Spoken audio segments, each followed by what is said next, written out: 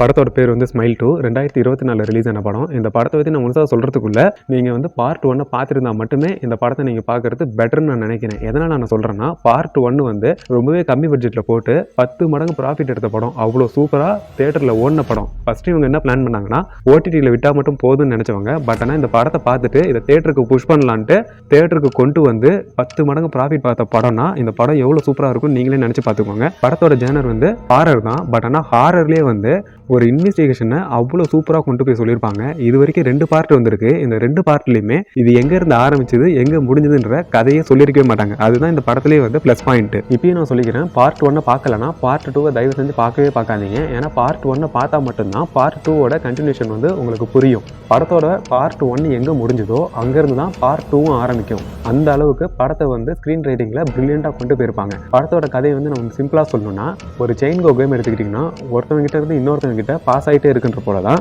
ஒரு வியாதி. அந்த வியாதியால் பாதிக்கப்பட்டவங்க கொடூரமான முறையில் அவங்க கையாலே அவங்க வந்து சாவாங்க. அவங்க சாவரத்தை பார்த்தாங்கன்னா அவங்களுக்கும் அந்த வியாதி தொத்திக்கும். இதே போல் செயின் கோ மூலயமா ஒவ்வொருத்தவங்களும் செத்துட்டே இருப்பாங்க. இதெல்லாம் இன்வெஸ்டிகேஷன் பண்ண ஒரு போலீஸ் வருவார். அவர் பார்ட் 1 வந்து இதனால் பாதிக்கப்படுவார்.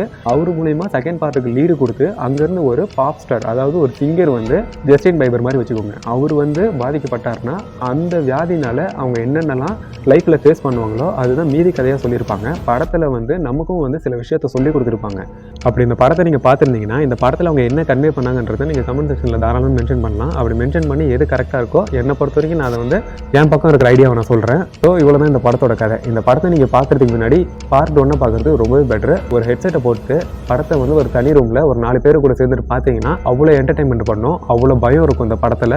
பிளட் அவ்வளோ தெரிக்கும். ஸோ பார்த்து இந்த படத்தை பாருங்கள். 18+ படம் தான். ஏன்னா சின்ன பசங்க இந்த படத்தை தயவு செஞ்சு பார்க்காதீங்க. ஃபார் யுவர் ஓன் ரிஸ்க் இந்த படத்தை பார்த்தீங்கன்னா 2-3 நாள் நீங்கள் தூங்குறதே கஷ்டமாக இருக்கும். ஸோ அவ்வளோ சூப்பராக இந்த படத்தை காமிச்சிருப்பாங்க. அவ்வளோ பிரில்லியண்டாக இந்த படத்தை எடுத்திருப்பாங்க. இந்த வீடியோ உங்களுக்கு பிடிச்சிருந்தா லைக் பண்ணுங்கள், ஷேர் பண்ணுங்கள், சப்ஸ்கிரைப் பண்ணுங்கள். தேங்க்யூ ஃபார் வாட்சிங் திஸ் வீடியோ.